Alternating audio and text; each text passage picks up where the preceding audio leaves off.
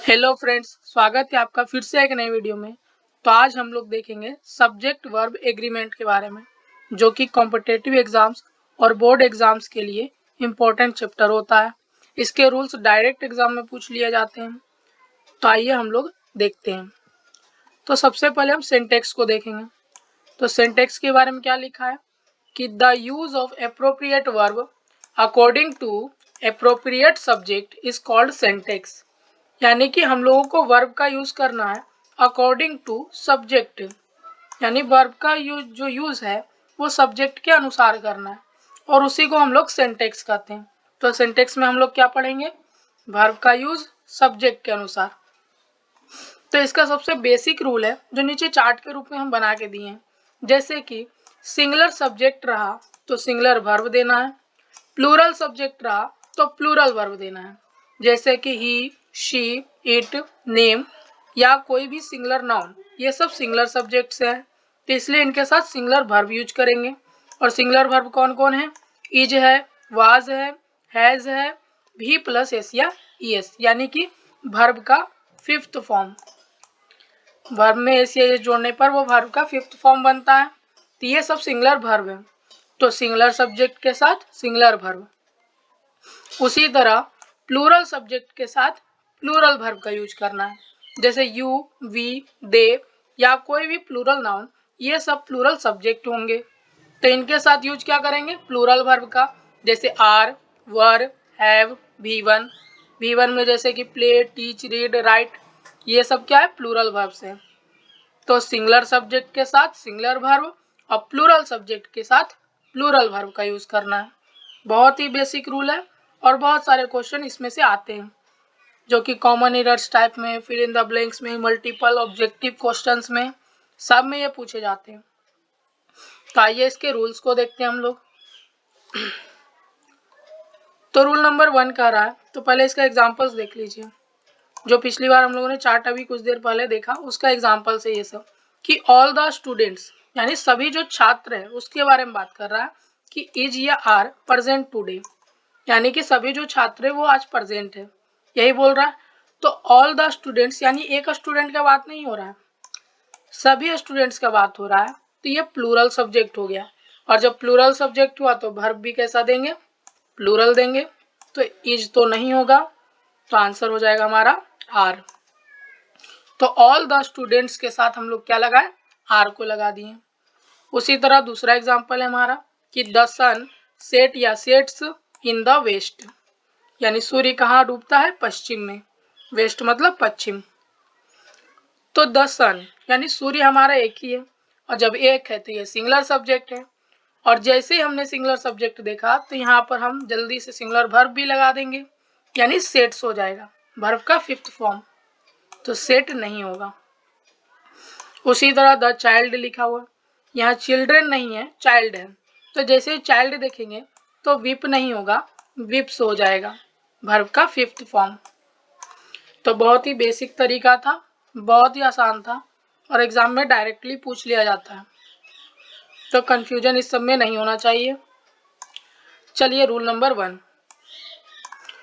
Rule number 1 कह रहा है कि यदि दो सिंगुलर सब्जेक्ट्स आपस में एंड से जुड़े हों, दो सिंगुलर सब्जेक्ट रहेगा वो आपस में किससे जुड़ा रहेगा? एंड से, तो ये प्लूरल हो जाते हैं। यानी कि सब्जेक्ट सिंगुलर रहेंगे, लेकिन अगर दो को साथ में आ गया एंड से जुड़कर, वो प्लूरल हो जाते हैं। जैसे कि नीचे एग्जांपल देखिए, यहाँ पर राम लिखा हुआ है, राम एक सिंगुलर सब्जेक्ट है। यहाँ श्याम लिखा है, ये भी एक सिंगुलर सब्जेक्ट है, लेकिन दोनों को जोड़ दिया किससे? एंड से। और राम और श्याम दोनों को जोड़ दिया है, ये प्लूरल हो गया। तो यहाँ पर कम या कम्स दोनों में से क्या होगा? तो कम होगा, क्योंकि प्लूरल सब्जेक्ट के अनुसार प्लूरल वर्ब। ये तो चला गया, सिंगुलर था जो। तो Ram and Shyam come here tomorrow, यानी कि राम और श्याम यहाँ कल आएंगे, यही बोल रहा है। अगला है father and son is are working. Father और सन दोनों को एंड से जोड़ दिया, प्लूरल हो गया। प्लूरल हुआ तो इज नहीं लगेगा, लगेगा क्या? आर, यानी पिता और पुत्र दोनों की बात चल रही है। तो दोनों की बात चल रही है तो प्लूरल हो गया। रूल नंबर 2 कह रहा है ऑप्टेटिव सेंटेंस के बारे में। अब ऑप्टेटिव सेंटेंस कैसे होते हैं? तो ऑप्टेटिव सेंटेंस वैसे सेंटेंस होते हैं जिसमें कि किसी को विश, ब्लेस या होप या कर्स किया गया हो, यानी किसी को विशिंग की गई हो, यानी किसी को विश किया गया हो, ब्लेस किया गया हो, या कोई आशा की गई हो, होप की गई हो, कर्स यानी श्राप दिया गया हो। तो इस तरह का जो सेंटेंस बनेगा ना आपका ऑप्टेटिव होगा। ऑप्टेटिव सेंटेंस जैसे ही आप देखें तो इसका सबसे इंपॉर्टेंट रूल है कि इसमें V1 लगाना है। जब भी ऑप्टेटिव सेंटेंस देखिए उसी तरह V1 लगा देना है।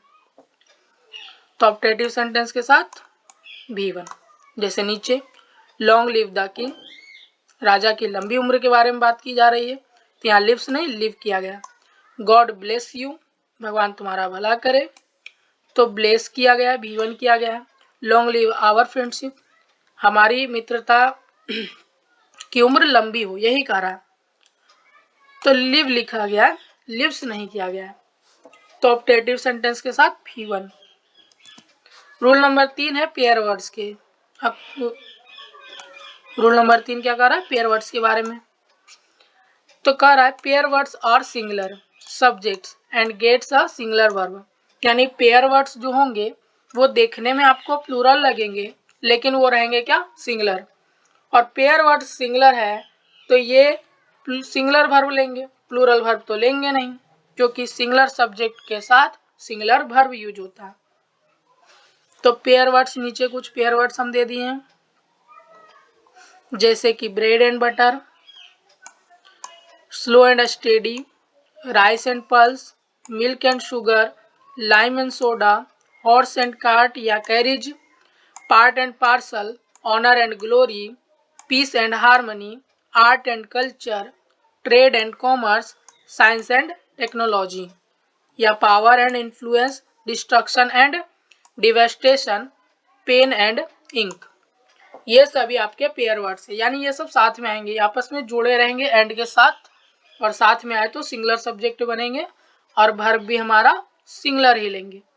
एग्जाम्पल में भी दिया हुआ है कि पेन एंड इंक आर या इज माई फर्स्ट रिक्वायरमेंट, यानी पेन और इंक जो है मेरी पहली रिक्वायरमेंट है। तो हम लोग देखेंगे एंड से जुड़ा है, दो सिंगुलर सब्जेक्ट है, लगा देंगे प्लूरल, लेकिन ऐसा नहीं है, ये पेयर वर्ड्स है तो ये सिंगुलर होंगे और आर नहीं लगाएंगे, इसमें क्या लगाना पड़ेगा? इज लगाना पड़ेगा। ये दो एग्जांपल्स पुराने रूल के आ गए, रूल नंबर 2 के, तो इसको हम लोग छोड़ते हैं, आगे बढ़ते हैं। Rule number 4। रूल नंबर 4 कह रहा है कि time and tide, oil and water, wisdom and intelligence, poverty and misery, ये सब जो दिख रहे हैं ये आपको पेयर वर्ड्स की तरह ही दिखेंगे, लेकिन ये पेयर वर्ड्स नहीं है, इसीलिए ये सिंगुलर नहीं होंगे बल्कि प्लूरल हो जाएंगे। और जैसे ये प्लूरल हुए तो इनके साथ वर्ब भी कैसा आएगा? प्लूरल। इन सभी को याद कर लीजिएगा कि time and tide, oil and water, wisdom and intelligence, poverty and misery, ये सभी प्लूरल है और इनके साथ वर्ब भी कैसा आएगा? प्लूरल आएगा। तो नीचे देखिए एग्जाम्पल जैसे दिए हैं इसके बारे में कि टाइम एंड टाइड जो है वेट या वेट्स फॉर नन, यानी कि टाइम एंड टाइड किसी का भी इंतजार नहीं करते। टाइड मतलब होता है बाढ़ और टाइम मतलब समय होता है, यानी बाढ़ और समय जो दो चीजें हैं वो किसी का भी इंतजार नहीं करता है। तो यहाँ पर ये प्लूरल हो चुके हैं तो वेट्स तो नहीं लगाएंगे, लगाएंगे वेट को। वैसे ही ऑयल एंड वाटर है, डज या डू नॉट मिक्स, यानी कि ऑयल एंड वाटर जो है मिक्स नहीं होते हैं, यही कह रहा है, तो ये प्लूरल है और डज नहीं लगाएंगे, डू लगाएंगे। तीन सभी को बढ़िया से याद कर लीजिएगा कि time and tide, oil and water, wisdom and intelligence, poverty and misery जो है ये सभी प्लूरल है। रूल नंबर 5 कहता है कि यदि दो वो सब्जेक्ट रहेगा as well as, along with and not, rather than, like, except, in addition to, compared by, together with, unlike, besides, including, excluding, इन सभी के साथ दो सब्जेक्ट जुड़ा रहेगा तो जो वर्ब देना है आपको वो फर्स्ट सब्जेक्ट के अनुसार देना है। यानी ये सब जो वर्ड हम ऊपर दिए हैं इन सभी के साथ दो सब्जेक्ट जुड़ा ही रहेगा। और जब दो सब्जेक्ट जुड़ा रहेगा तो आप लोगों को वर्ब देना है जो अकॉर्डिंग टू फर्स्ट सब्जेक्ट। समझ में आ गया? तो वर्ब जो देना है पहले सब्जेक्ट के अनुसार देना है। एग्जाम्पल्स हम लोग देते हैं। तो आप लोग एग्जाम्पल देखिए, द कमांडर, एक minute, the commander with all his soldiers was ever killed. यानी कह रहा है कमांडर जो है अपने सभी सैनिकों के साथ मारा गया, यही बोल रहा है, कमांडर मारा गया अपने सभी सैनिकों के साथ। तो कमांडर और ऑल हिज सोल्जर्स ये सब जुड़े हैं किसके साथ? विथ से जुड़े हुए हैं। कमांडर और हिज सोल्जर्स दोनों विथ से जुड़े हैं, दो सब्जेक्ट जुड़ा हुआ है विथ से। तो जब ऐसा रहे तो वर्ब यूज करेंगे अकॉर्डिंग टू फर्स्ट सब्जेक्ट। तो हमारा फर्स्ट सब्जेक्ट था द कमांडर, तो इसके अनुसार हम लोग देंगे वाज को, क्योंकि कमांडर तो एक ही है, तो यहाँ पर वाज हो जाएगा, वर नहीं होगा। वैसे ही अगला एग्जांपल है, he as well as his friends. ही जुड़ा है और हिज फ्रेंड्स जुड़ा है एज वेल एज के साथ, यानी वह और उसके साथ साथ उसके दोस्त जो है सभी इज या are going to attend the party. क्या अटेंड करने जा रहे हैं? पार्टी अटेंड करने जा रहे हैं। तो अगर हिज फ्रेंड्स के अनुसार देखें तो आर लगाना पड़ेगा, ही के अनुसार देखें तो इज लगाना पड़ेगा। तो हम लोग देखेंगे कि एज वेल एज के साथ जुड़ा हुआ है और रूल के अनुसार हमें वर्ब का यूज करना है फर्स्ट सब्जेक्ट के अनुसार, यानी ही के अनुसार लगाना है, और ही के अनुसार इसका प्रयोग होगा, न कि आर का। तो यहाँ पर यूज कर दिए हम सभी इसका। तो आपको समझ में आया कि as well as, along with and not, rather than, like, except, in addition to, accompanied by, together with, unlike, besides, including, excluding, ये सभी के साथ दो सब्जेक्ट्स जुड़े रहेंगे। और जब दो सब्जेक्ट्स जुड़ा रहा तो वर्ब देना है पहले वाले सब्जेक्ट के अनुसार। रूल नंबर 6 आपका कहता है कि और, नॉर, आइदर और, neither nor, not only but also, ये सभी के साथ भी दो सब्जेक्ट्स जुड़े रहेंगे।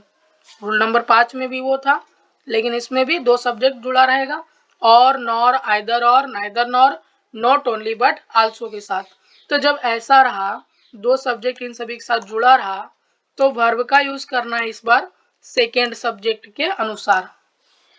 रूल नंबर 5 में पहले सब्जेक्ट के अनुसार था और इसमें दूसरे सब्जेक्ट के अनुसार वर्ब का यूज करना है।